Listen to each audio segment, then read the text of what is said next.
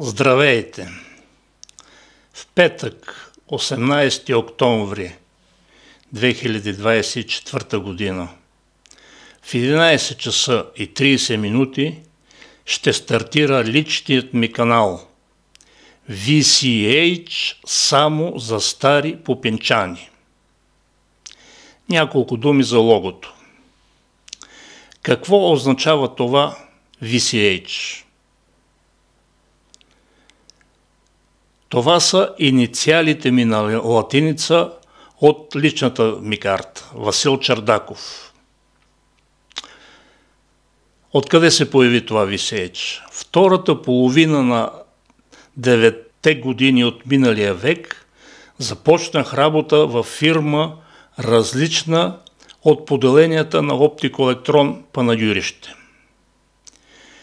При регистрация на електронната ми поща в тази фирма ме определиха като VCH. От тогава, когато трябва да се инициализирам, го правя с тези символи. В началото дъщеря ми ме подиграваше, че това е офисът героинята от комиците Баба Веце, но в последствие и тя възприе подобна инициализация. Защо само за стари попинчани? Самият аз съм от Попинци. При първите ми срещи с някои дами и господа на въпроса откъде си, от моя страна отговорът е от Попинци. И на контра въпросът ми, знаете ли къде е Попинци, обикновено отговорът е не.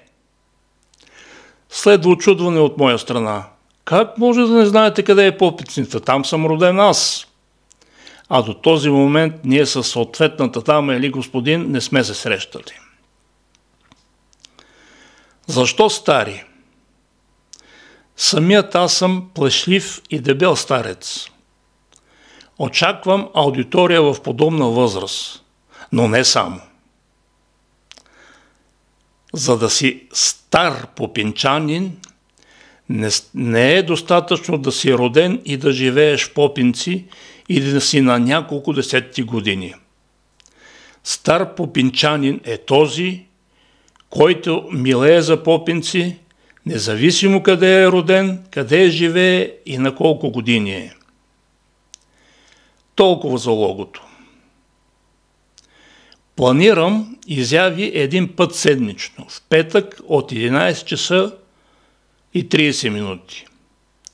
Как избрах този момент? Много лесно. През 1979 година започнах работа в Оптико-електрон Панагюрище. Тогава навсякъде имаше радиоточки. Всеки петък в 11 часа и 30 минути имаше излъчване от радиовъзел Панагюрище с диктор Стефан Петришки. С плътен и запомнящ се глас Петришки съобщаваше: „Отново е петък!“ И започваха панагюрските новини. Кой ще се жени в неделя? Кой ще прави кръщене на детето си? Кои са починали през изминалата седмица? И всякакви обществени събития в Панагюрище.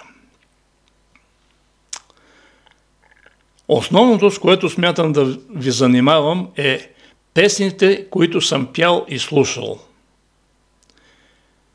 Надявам се това, което ще бъде публикувано в този канал, да заинтересува някои попинчани.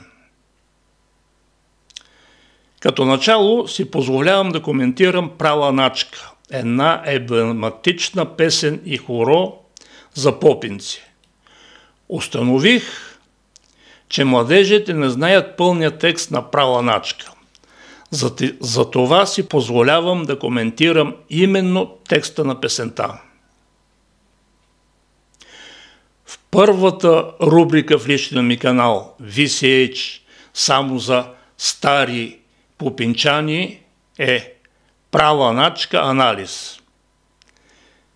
Ще бъде излъчена на 18 октомври 2024 година, петък, в 11 часа и 30 минути. До петък.